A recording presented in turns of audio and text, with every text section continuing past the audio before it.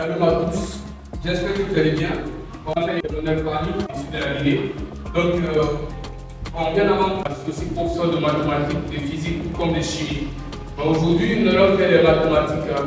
Voilà, et la leçon du jour, c'est le raisonnement par la récurrence. C'est le raisonnement par récurrence. Et le raisonnement par récurrence, c'est une partie de l'arithmétique. Et l'arithmétique est une branche des mathématiques. Voilà. Et je vais essayer de vous mettre sur la même longueur donc en vous faisant comprendre la distinction, c'est la différence entre les mathématiques et l'arithmétique et quand est-ce que les mathématiques deviennent arithmétiques.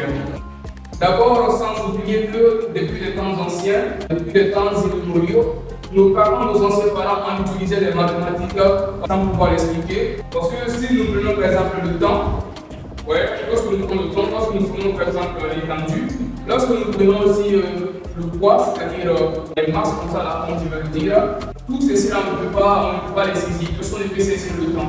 Mais le temps se coule, c'est purement métaphysique, c'est immatériel, en fait c'est abstrait, vous voyez non? Donc ceci là, ce sont des grandeurs qui sont quantifiables. C'est pendant que les mathématiques font l'objet des grandeurs quantifiables. Donc c'est là on parle de mathématiques. Vous voyez? C'est pourquoi autrement on a dit que, puisque c'est purement métaphysique, les mathématiques constituent alors pour nous des domaines de connaissances qui sont abstraites, des domaines de connaissances métaphysiques, des domaines de connaissances alors immatérielles, c'est-à-dire qu'on ne voit pas, mais qui nous permettent de calculer. Autrement dit, les mathématiques alors nous permettent de mettre en relation les noms par le moyen de calcul, par le moyen de quotient, par le moyen de formule, tout comme de figures géométriques. Vous voyez? Donc les mathématiques, en fait, en leur monde, ils constituent un monde à part du monde réel. Et c'est pendant que leur monde à part du monde réel, la même temps que sur le monde réel que nous voyons. Vous voyez, non? Donc c'est un peu ça les mathématiques. Mais en tant que les mathématiques deviennent arithmétiques. Là, regardez ici, comme je peux avant tout, j'avais débuté par dire que on parle des objets ou des grandeurs qui sont quantifiables. Mais lorsque les grandeurs qui sont quantifiables là sont exprimées en nombre, c'est là que l'on parle de l'arithmétique. C'est pourquoi à l'échelle de la construction, on va te dire que l'arithmétique devient la théorie des nombres. Dans le domaine pratique, on va te dire que l'arithmétique est une branche alors des mathématiques. On s'occupe de l'étude des entiers naturels et des entiers relatifs. Et il y a des cas d'exception, il y a des nombres aussi rationnels qui interviennent. Par exemple, le cas de raisonnement par récurrence. Lorsque tu trouves 3 quarts, tu ne peux pas simplifier. Donc ça devient quoi? Un nombre rationnel. Donc c'est un peu ça.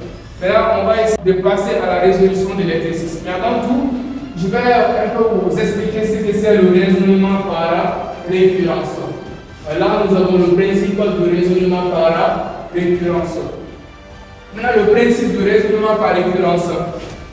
Voilà, lorsque on vous dit par exemple de montrer que toutes les voitures d'une rangée sont de couleur verte, tu vas d'abord essayer de vérifier si la première voiture est de couleur verte, la deuxième voiture est de couleur verte, la troisième voiture est de couleur verte. Maintenant, dès que tu remarques que derrière toute voiture verte, il y a encore une voiture de couleur verte, la conclusion c'est que toutes les voitures de cette rangée sont de couleur verte. Donc c'est un peu ça le principe du raisonnement par récurrence.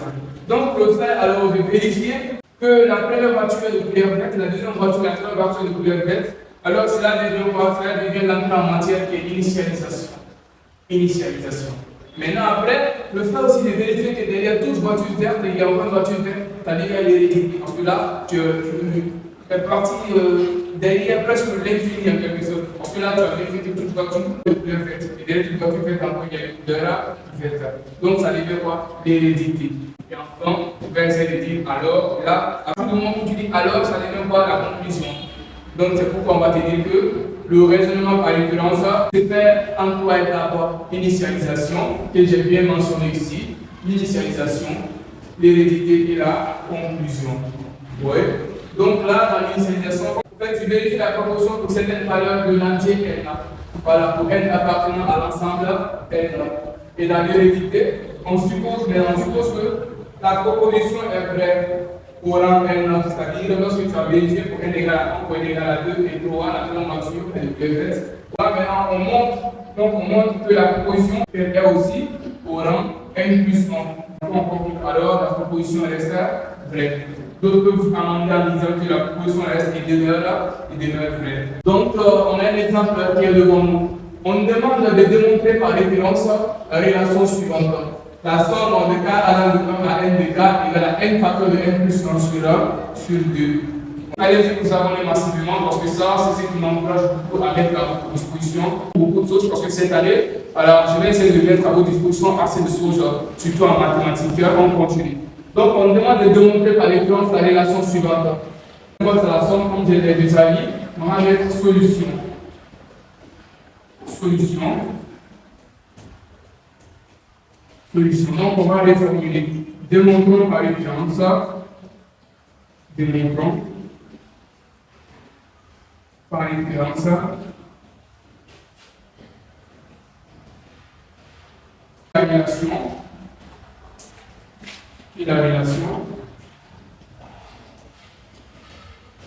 de points, somme de k allant de 1 à n, alors dk égale à n facteur de n plus 1 sur 2.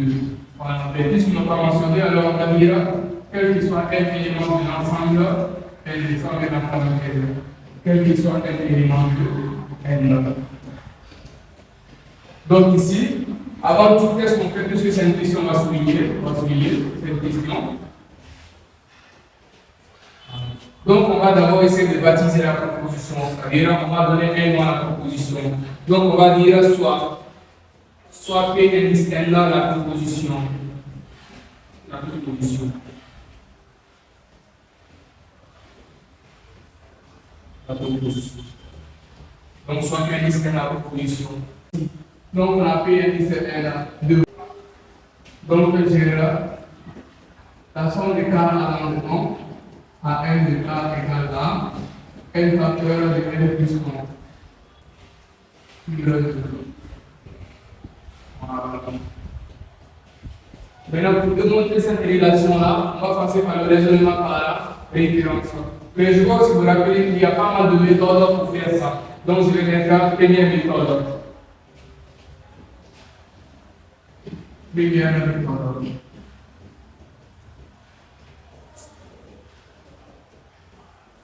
Donc, on va dire vérifions.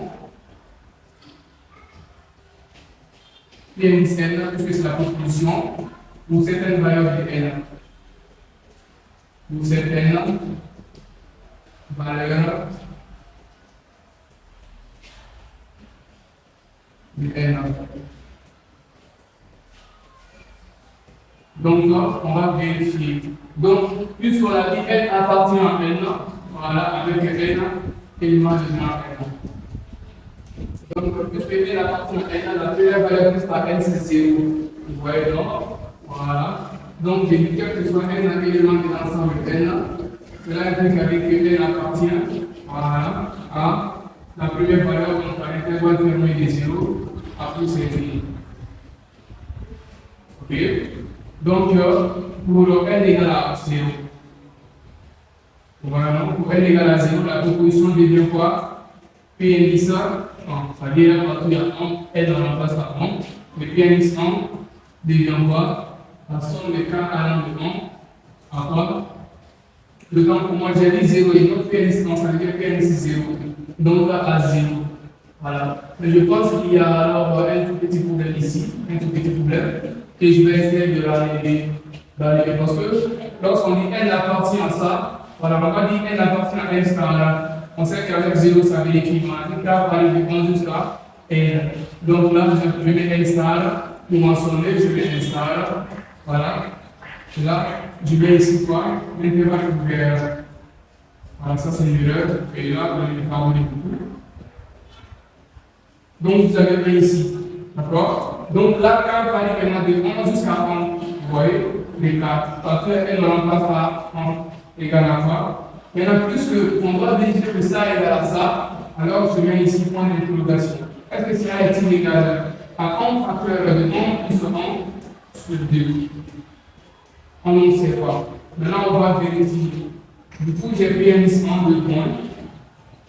Et là, cette fois-ci, maintenant, je remplace k va aller de 1 jusqu'à 1. Donc, k va prendre la valeur unité. Est-ce que 1 est-il égal à 2 sur 2? Voilà. Bel et bien simplifié comme là. On simplifie. Donc, 1 bel et bien égal à 1. Pourquoi? Parce que les deux là vont s'écrire. Donc 1 égale à 1, maintenant j'ai le vrai. Et là c'est vrai. Donc on va aussi vérifier pour n égale à 2. N égale à 2. Donc pour n égale à 2, je vois j'ai Pnx à 2. Voilà. Et k varie toujours de 1 jusqu'à 2. Voilà. Donc puisque k varie de 1 jusqu'à 2, ici j'ai d'abord k. Est-ce que c'est égal? Alors à 2 facteurs de 2 plus à 2 plus 1 sur 2.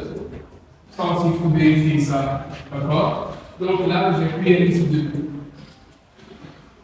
K varie de 1 jusqu'à 2. Donc, puisque K varie de 1 jusqu'à 2, alors K va prendre 2. Donc, lorsque K prend 1, je mets 1.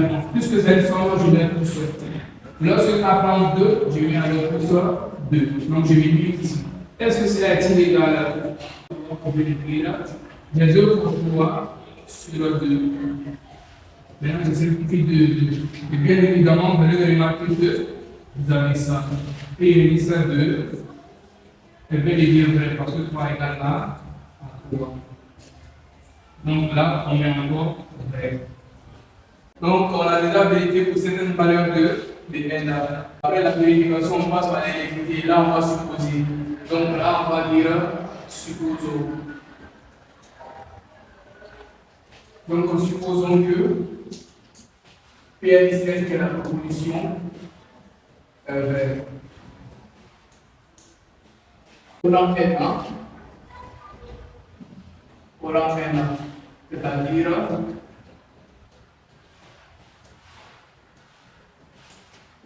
Pnx N1, c'est bel et bien la somme du k allant de 1 à n de k, qui est égale à n facteur de n plus 1 sur 2. Voilà, et montrons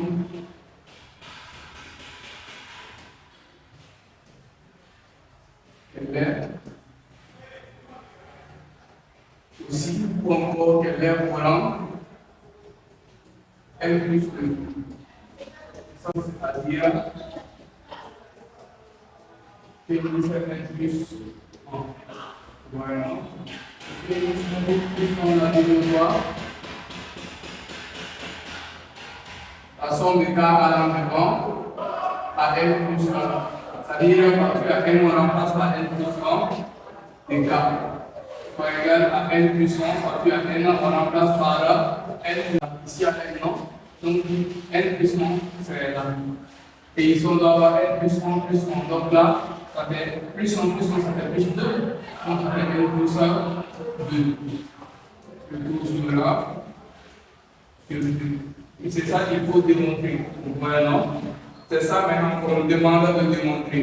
Voilà. Et pour démontrer alors l'hypothèse de référence au rang n plus 1, on se base toujours sur l'hypothèse de référence au rang n. Donc d'après l'hypothèse de référence, on va obliger la somme de k allant de 1 à n de k égale oui, à 1, plus 2, plus 3, plus ainsi de suite, plus ça, n égale à n facteur de n plus 1 sur 2. Voilà. Maintenant, l'hypothèse de référence au rang n. On rappelle aussi l'hypothèse de référence au rang n plus 1. Référence au rang n plus 1, on dit que la somme de k allant de 1 à n plus 1, de k égale à 1 plus 2 plus 3, plus ainsi de suite, plus ça, n, plus ça, n plus 1. Voilà. Donc, plus n plus 1. Maintenant, remarquez un peu, remarquez ça. La quantité qu'elle a là, c'est cette même quantité qu'elle a comme ça là. Voilà. Et ça, c'est n facteur de n plus 1. On remplace par sa valeur. Du coup, j'aurai n facteur de n plus 1 sur 2 plus ça, n plus 1. C'est bon? Maintenant, à partir d'ici, je vais essayer de les rendre au même dénominateur. En plus de le dénominateur, comment c'est 2? Donc là, ça fait n facteur de n plus 1 plus 2 facteurs de n plus 1. Tout sur 2. À partir d'ici, je dois aussi remarquer j'ai n plus 1, donc je factorise par n plus 1. Donc là, je factorise par n plus 1, on aura quoi? N plus 1 facteur. Regardez ici, on prend n plus 1, on prend n plus 1, ça va rester ici n plus 2. Donc n plus 1, 2 sur 2. Et ça, c'est bel et bien la somme de k allant de 1 à n plus 1 de k. C'est ce qu'il fallait vous montrer. Voilà. Puisque c'est la proposition Pn n plus 1, on met Pn n plus 1 est aussi vrai. Est aussi vrai. La dernière étape, donc conclusion n'est pas conclusion, je vais mettre donc virgule là, quel que soit un élément de n star, et de n a pour expression la somme de k allant de 1 à n de k qui est égale à n facteur de n plus 1, de tout divisé par 2. Voilà.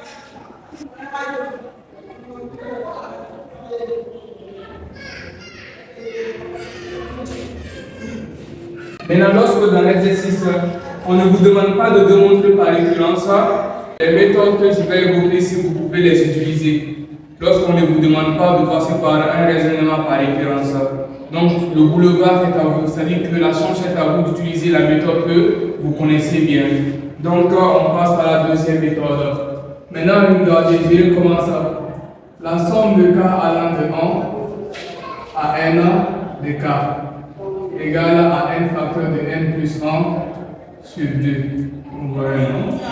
On regarde bien que la forme qui est là, c'est la somme de k allant de 1 à n de k. Ça, c'est la somme des n premiers éléments d'une suite arithmétique. Donc, je peux passer par ça pour trouver cette somme qui est là. Donc, on passe par la démonstration.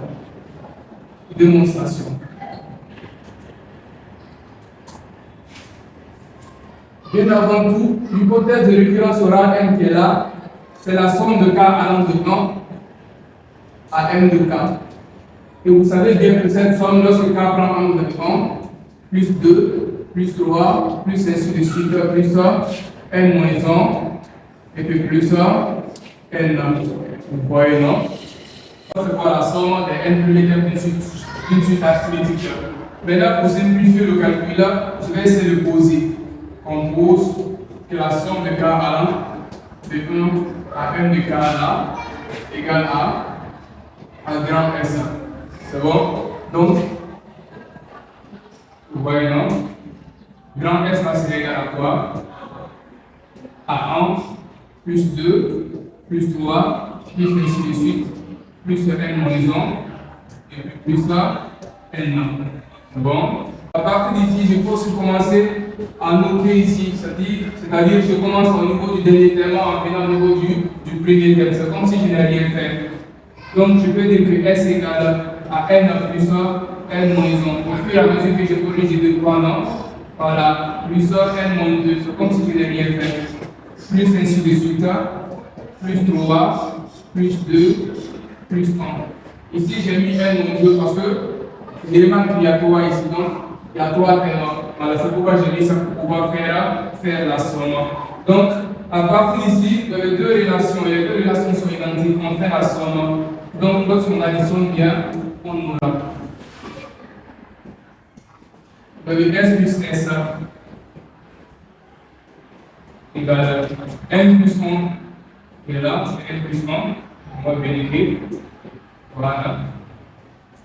Vous avez quoi? N moins 1 plus 2. Maintenant, n moins 1 plus 2. C'est bon? Alors, on va prendre le calcul. Vous avez aussi quoi? Après n moins 2, on a n moins 3 qui est là, dans cette gamme de valeurs. Je ne vais pas écrire. Et aussi, je pouvais passer 3, je vais prendre mon pointier ici. C'est-à-dire que 3 aussi allait exister dans cette gamme de valeurs qui est là. Donc, il y a une infinité de valeurs pour pas tout le copier. Maintenant, je réduis aussi. Vous voyez, non? 3 aussi, son ami ici qui sera n-2. Je prends encore. Donc, je vais mettre le pointier. Plus, tu as 2 plus n-1. N-1 plus 2, c'est comme si on n'a rien fait. Et au final, tu as n plus 1, c'est comme si on n'a rien fait. Vous voyez, non? Donc, à partir d'ici, on va chercher à réduire l'expression. Mais S plus 1 d'abord, ça fait 2S. Donc, je mets ça. 2S égale. Donc j'ai n plus 1. N moins 1 plus 2, déjà moins 1 plus 2 ça fait plus 1, donc j'ai n plus 1.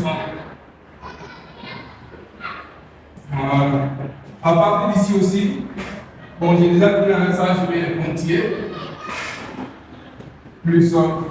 Ici aussi j'ai moins 1 plus 2 qui fait n plus 1. Et au final j'ai n plus 1. Maintenant, je remarque aussi quelque chose. J'ai n plus 1 qui se répète. Par exemple, il y a une infinité de n plus 1 du coup. Puisque je suis au rang n là, alors je dirais que n plus 1 se répète là n fois. Donc vous avez ça. Donc n plus 1 se répète là n fois. C'est bon? Donc je peux remplacer par n fois n plus 1. Donc j'ai 2s égale à n facteur de n plus 1. C'est bon? Donc à partir d'ici, je multiplie l'égalité par l'inverse de 2. Donc lorsque je multiplie par l'inverse de 2, j'ai n demi fois 2 extra égale à 1 demi de n facteur de n plus 1. Vous voyez, ces deux là vont se créer des problèmes. Donc tu as s égale à n facteur de n plus 1 sur 2. Par ailleurs, on avait posé que la somme de k allant de 1 à n de k égale à s, n'est-ce pas? Donc il remplace par cette forme ici. Notre expression cherchée est déjà sortie. On a la somme de k allant de 1 à n de k égale à n facteur n plus 1 sur 2. Et c'est ça qu'il fallait démontrer. Voilà, vous avez ça. C'est ce qu'il fallait démontrer. Vous voyez, c'est bien ça, sinon, la somme de k allant de 1 à n de k égale à n facteur de n plus 1 sur 2. Vous voyez? Voilà. On peut aussi passer par une autre méthode pour trouver ça. Voilà.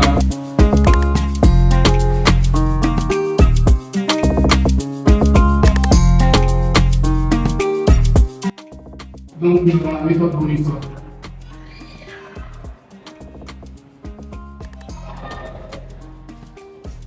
Méthode bonus. Vous avez déjà la somme de k allant de 1 à n de k qui est d'abord écrit n facteur de n plus 1 sur 2, n'est-ce pas? On a la somme de k allant de 1 à n de k égale à 1 plus 2 plus 3 plus ainsi de suite plus n. Vous avez la somme des n premiers termes d'une suite arithmétique de raison 1. Comment on peut déterminer la raison? Regardez. On sait que 2 moins 1 égale à quoi? Égale à 3 moins 2, toujours un an, égale à ainsi de suite, égale à n moins. Démontrez vous-même que les n facteurs, vous avez ici n moins facteur n moins 1. C'est égal à quoi? À n, on fait entre le 6 moins n plus 1. C'est deux la moitié de ce qui est égal à 1. C'est comme ça. Donc, on a une suite arithmétique de raison 1 et le premier terme 1 et le dernier terme n. Donc, on a la somme, voilà, des n premiers termes d'une suite arithmétique. Les n premiers termes, on va bien écrire, des n premiers termes d'une suite arithmétique. D'une suite arithmétique.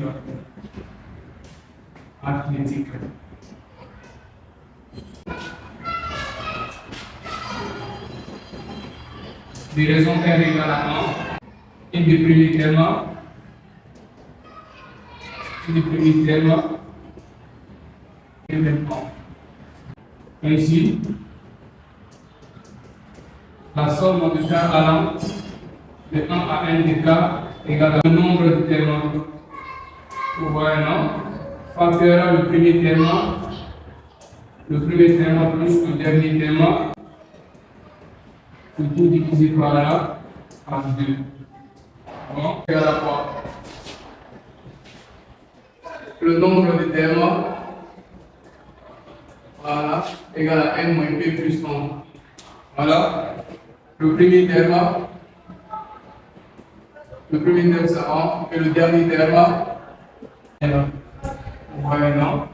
Et ici, P là c'est l'indice du premier terme. Ok? Et l'indice du premier terme est égal à 1. P égale à 1. Donc, ce qui implique à dire que le nombre de termes est égal à quoi? À n moins 1 plus 1 qui est égal à combien? À n. Et le premier terme déjà connu égal à 1. Et le dernier terme égal à n. On vient à la place.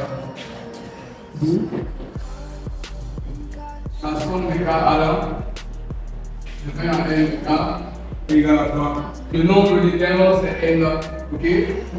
Et puis facteur, le premier terme c'est 1 et le dernier terme c'est n. Donc puisque c'est une forme, je peux mettre le dernier terme plus le premier terme, c'est comme si je n'ai rien fait.